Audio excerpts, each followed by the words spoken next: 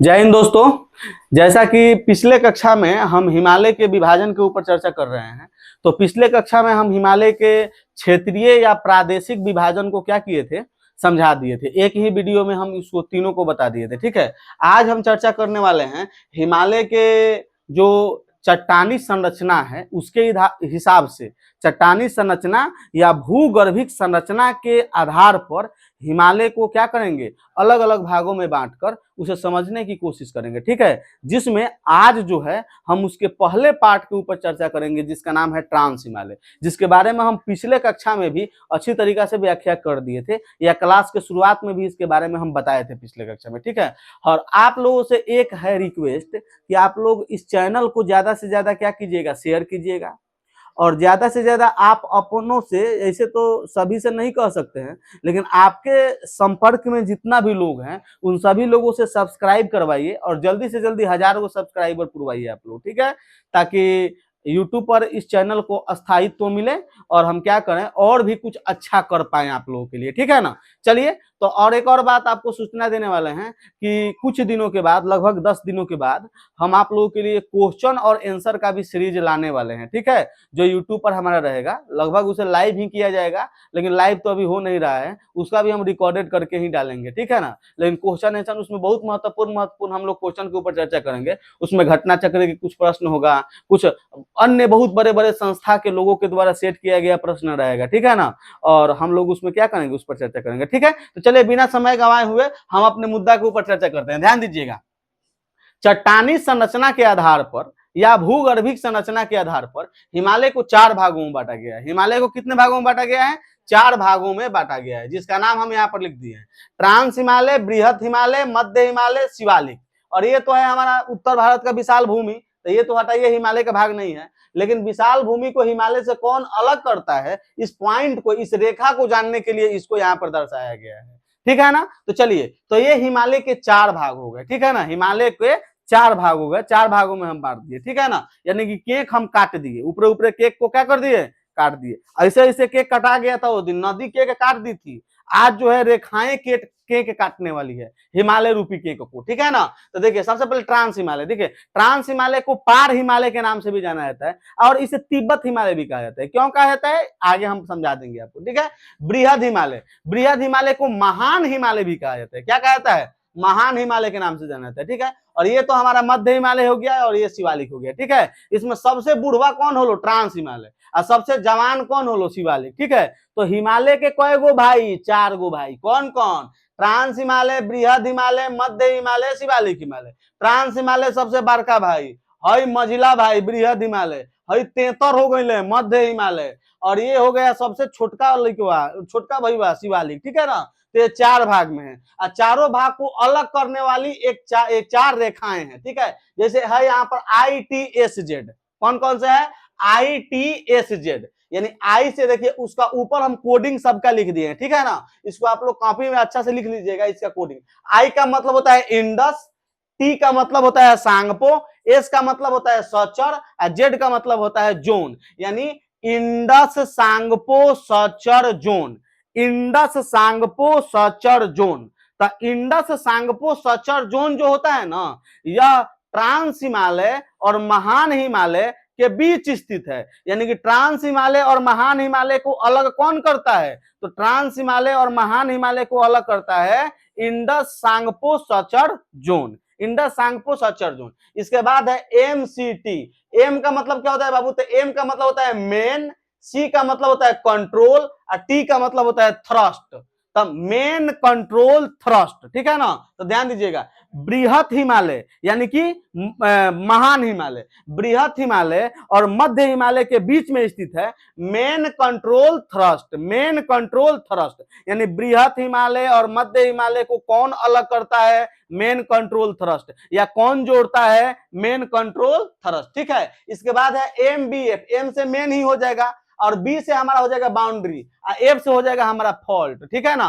तो main, boundary, fault, main, boundary, fault. ठीक है, तो ध्यान दीजिएगा, यहाँ पर मध्य हिमालय और शिवालिक को कौन अलग करता है? Main, boundary, fault, main, boundary, fault, main boundary fault जो है हमारे मध्य हिमालय और शिवालिक को अलग करता है। ठीक है, अब शिवालिक और विशाल भूमि जो है उत्तर भारत का, जिसमें राजस्थान का मैदान, पंजाब का मैदान, हरियाणा का मैदान, दिल्ली, उत्तर प्रदेश, बिहार, पश्चिम बंगाल, झारखंड, ये सभी शामिल है। तो उत्तर भारत का विशाल मैदान और शिवालिक के बीच में कौन स्थित है? तो देखिए एच का मतलब क्या होता है, तो एच का मतलब होता है हिमालय, हाई जोन, पहला एफ है इसका मतलब होता है फ्रंट और दूसरा का फॉल्ट, यानी Himalaya front fault. Himalaya front fault जो होता है वह शिवालिक और किसको, उत्तर भारत के विशाल मैदान के बीच में स्थित है, यानी कि उसको अलग करता है या जोड़ने का काम करता है। ठीक है, तो ये हो गया हिमालय के जो 4 भाग है, उन चारों भागों को अलग करने वाली या जोड़ने वाली जो रेखाएं हैं उसका नाम। इससे संबंधित प्रश्न पूछता है। ठीक है,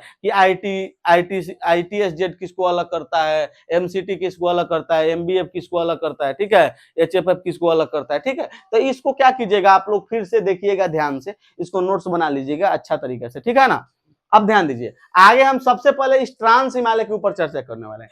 आज का जो हमारा पूरा क्लास है यह ट्रांस हिमालय के ऊपर बेस्ड है। ठीक है ना, ट्रांस हिमालय के ऊपर हम चर्चा करने वाले हैं। कल जो है हम लोग बृहद हिमालय के ऊपर चर्चा करेंगे, उसके बाद के कक्षाओं में आगे की चर्चा करेंगे। ठीक है, यानी अच्छा तरीका से हम बेहतरीन तरीका से 15 से 20 मिनट का एक वीडियो शूट कर रहे हैं हर एक चीज पर, उसे आप लोग देख भी पाए। ठीक है ना, ज्यादा लंबा वीडियो शूट करेंगे आप देखिएगा ही नहीं, ऐसे भी एजुकेशन चैनल को कोई देखना नहीं चाहता है। हम वीडियो 20 मिनट से नीचे का ही शूट करते हैं, उसको भी आप लोग नहीं देखते हैं। 15, 20, 25, 30, 40 गोल व्यू जाके रुक जाता है। तो आप लोग ज्यादा से ज्यादा शेयर कीजिए। ठीक है, ऐसा शेयर कीजिए ना बाबू कि ये व्यू भाग जाए एकदम मिलियन ट्रिलियन। ठीक है, यानी कम से कम हजार में जाना चाहिए व्यू। चलिए ठीक है, तो सबसे पहले हम ट्रांस हिमालय के ऊपर चर्चा कर रहे हैं। ठीक है, ट्रांस हिमालय जिसे पार हिमालय कहा जाता है। ठीक है ना, ध्यान दीजिए, ट्रांस हिमालय, पार हिमालय या महान हिमालय इसे कहता है। तो ये महान हिमालय या ट्रांस हिमालय जो है ना, ध्यान दीजिए, ट्रांस हिमालय यह किसके ऊपर स्थित? देखिए ट्रांस हिमालय जो है ना यह बृहद हिमालय के ऊपर स्थित है, और बृहद हिमालय को महान हिमालय कहा जाता है। तो ट्रांस हिमालय बृहद हिमालय के उत्तर में स्थित है। ट्रांस हिमालय बृहद हिमालय के उत्तर में स्थित है, और इसका अधिकांश विस्तार हमें तिब्बत में देखने को मिलती है। कहां देखने को मिलती है? तिब्बत में, जिसे चीन कब्जा लिया है। ठीक है ना, तो ट्रांस हिमालय का अधिकांश विस्तार हमें तिब्बत में देखने को मिलती है। यही कारण है कि ट्रांस हिमालय को तिब्बत हिमालय के नाम से भी जाना जाता है। ट्रांस हिमालय को तिब्बत हिमालय के नाम से भी जाना जाता है। ठीक है ना, अब ध्यान दीजिएगा, ट्रांस हिमालय में कुछ प्रमुख पर्वत श्रेणियां स्थित है। ठीक है, जिसमें कुछ प्रमुख पर्वत श्रेणी का नाम हम लेंगे, जैसे काराकोरम हो गया, लद्दाख हो गया, जास्कर हो गया, कैलाश पर्वत श्रेणी हो गया। तो ये चारों पर्वत श्रेणियां जो है मुख्य रूप से किसमें स्थित है? तो ये ट्रांस हिमालय का भाग है। ठीक है ना, लेकिन इसके अलावा भी कुछ छोटी छोटी पर्वत श्रेणियां हैं जिसके बारे में जानना उतना जरूरी नहीं है। इस चारों के बारे में जानना जरूरी है। कौन कौन? काराकोरम, लद्दाख, जास्कर और कैलाश पर्वत श्रेणियां। ये चारों पर्वत श्रेणियां किस हिमालय का पार्ट है? तो ट्रांस हिमालय का पार्ट है। ठीक है ना, अब ध्यान दीजिएगा, ये हम बता ही दिए ITS-Z के बारे में कि Indus Tsangpo suture zone, Indus Tsangpo suture zone जो होता है वह ट्रांस हिमालय और बृहद हिमालय को क्या करता है? अलग करने का काम करता है। ठीक है ना, अब ध्यान दीजिएगा, बृहद हिमालय से पहले, ध्यान दीजिए, बृहद हिमालय से पहले ट्रांस हिमालय, ध्यान दीजिए, एक पॉइंट बहुत महत्वपूर्ण है कि इसमें ये जो हिमालय का अलग अलग भाग है, ट्रांस हिमालय, बृहद हिमालय, मध्य हिमालय, शिवालिक हिमालय, ध्यान दीजिए, इसका अलग अलग कालखंडों में, अलग अलग समय में इन चारों का क्या हुआ है? निर्माण हुआ है। एक ही समय में चारों का निर्माण नहीं हुआ है, अलग अलग समय में। तो ध्यान दीजिए, सबसे पहले ट्रांस हिमालय का निर्माण हुआ, उसके बाद बृहद हिमालय का, उसके बाद मध्य हिमालय का, उसके बाद शिवालिक का। तो हिमालय का सबसे पुराना भाग है ट्रांस हिमालय, और हिमालय का सबसे नया भाग जो है वह शिवालिक है। कौन है? शिवालिक है। इसलिए शिवालिक वाले क्षेत्र में अभी भूकंप खूब आते रहता है, उत्तराखंड में। ठीक है, उधर देखने को मिलता है। ठीक है, चलिए ठीक है, तो यही बात यहाँ बताया जा रहा है कि बृहद हिमालय या महान हिमालय से पहले ट्रांस हिमालय का क्या हुआ था?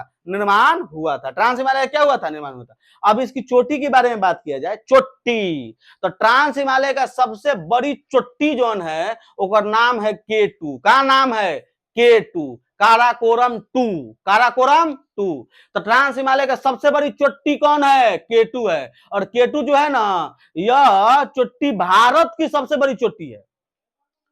K2 चोटी भारत की सबसे बड़ी चोटी है, लेकिन भारत में सबसे बड़ी चोटी कंचनजंगा है। कौन है? कंचनजंगा। तो भारत में सबसे बड़ी चोटी कंचनजंगा, भारत की सबसे बड़ी चोटी K2। भारत की सबसे बड़ी चोटी कौन है? K2 है। कौन है बाबू? K2 है। ठीक है, अब कुछ प्रमुख ग्लेशियर के बारे में चर्चा करते हैं। तो ट्रांस हिमालय में कुछ प्रमुख ग्लेशियर स्थित है। ठीक है, जिसमें 3 ग्लेशियर का नाम आपको एकदम याद होना चाहिए। कौन कौन? सियाचिन ग्लेशियर। देखिए, दुनिया का सबसे बड़ा युद्ध का मैदान है सियाचिन ग्लेशियर। यहाँ पे भारत और पाकिस्तान के बीच में हमेशा मारपीट होते रहता है। ठीक है ना, तो सियाचिन ग्लेशियर, तो सियाचिन ग्लेशियर ट्रांस हिमालय में ही स्थित है, काराकोरम में। ठीक है, तो सियाचिन ग्लेशियर का ट्रांस हिमालय में स्थित है। इसके अलावा रेमू ग्लेशियर का नाम एक याद कीजिएगा, रेमू ग्लेशियर एक है, और एक और ग्लेशियर का नाम याद रखिएगा, नुब्रा ग्लेशियर, क्योंकि नुब्रा ग्लेशियर से एक नदी निकलती है, नुब्रा नदी, और एक बगल से निकलती है नदी स्याक नदी। और नुब्रा और स्याक नदी जो है ना, ये दोनों सिंधु नदी में जाके मिल जाती है, यानी सिंधु के सहायक नदी है, सिंधु के सहायक नदी है, और यह सिंधु नदी के उत्तर दिशा से आकर मिलती है। ठीक है ना, बात समझ रहे हैं? तो सिंधु की सहायक नदी है, सिंधु नदी में दाई तरफ से आकर नदियां मिलती है। ठीक है, नुब्रा और स्याक, तो नुब्रा ग्लेशियर भी याद करके रखिएगा। तो सियाचिन, रेमू और नुब्रा ग्लेशियर। इसके अलावा बोल्टोरो ग्लेशियर, कौन ग्लेशियर? बोल्टोरो ग्लेशियर और बियाफो ग्लेशियर, बस से दूगो, बोल्टोरो बियाफो, बियाह होई बोलोरो आई, बियाह होई बोलोरो आई, तो बियाह होई से बियाफो, बियाफो, और बोलोरो आई से बोल्टोरो, तो बियाफो बोल्टोरो, बियाफो बोल्टोरो। और ये वो कौन सा है? हिस्पर, कौन सा? हिस्पर। तो कौन सा ग्लेशियर? Hispa glacier. तो ये सभी ग्लेशियर किसमें स्थित है? ट्रांस हिमालय का ही क्या है? भाग है। अब ध्यान दीजिएगा, यहां पर एक चोटी है लद्दाख, लद्दाख, लद्दाख पर्वत श्रेणी है। लद्दाख पर्वत श्रेणी में एक सबसे महत्वपूर्ण चोटी है जिसका नाम है राकापोसी। कौन चोटी है? राकापोसी चोटी। दुनिया का सबसे अधिक ढाल वाला अगर कोई चोटी है तो उसका नाम है राकापोसी चोटी। कौन चोटी? राकापोसी चोटी। तो दुनिया का सबसे अधिक ढाल वाली चोटी राकापोसी चोटी। किसका भाग है? यह लद्दाख का भाग है। किसका भाग है? लद्दाख पर्वत श्रेणी का भाग है। अब ध्यान दीजिएगा, अब हम काराकोरम के बारे में एक पॉइंट बता रहे हैं कि काराकोरम जो है ना, यह पश्चिम दिशा में पामीर के पठार से जुड़ा हुआ है और पूरब दिशा में कैलाश पर्वत से जुड़ा हुआ है। ठीक है, काराकोरम पर्वत श्रेणी पश्चिम में पामीर की पठार और पूरब में कैलाश पर्वत श्रेणी से जुड़ा हुआ है। यही कारण है कि इस काराकोरम जो पर्वत श्रेणी है, इसको मध्य एशिया का रीढ़ कहा जाता है। क्या कहा जाता है? इसे मध्य एशिया का रीढ़ कहा जाता है। और इस पर्वत श्रेणी को कृष्णागिरी पर्वत के नाम से भी जाना जाता है। तो काराकोरम पर्वत श्रेणी को कृष्णागिरी पर्वत के नाम से जाना जाता है। ठीक है, और इसे मध्य एशिया का क्या कहा जाता है? रीढ़ के नाम से भी जाना जाता है। ध्यान दीजिए, तो ये ट्रांस हिमालय में है। अब ट्रांस हिमालय में एक सबसे प्रमुख नदी बहती है, नदी तंत्र है। ऐसे नदी नहीं कहा जाएगा, नदी तंत्र, क्योंकि इसमें अन्य सभी नदियां आके मिलती है।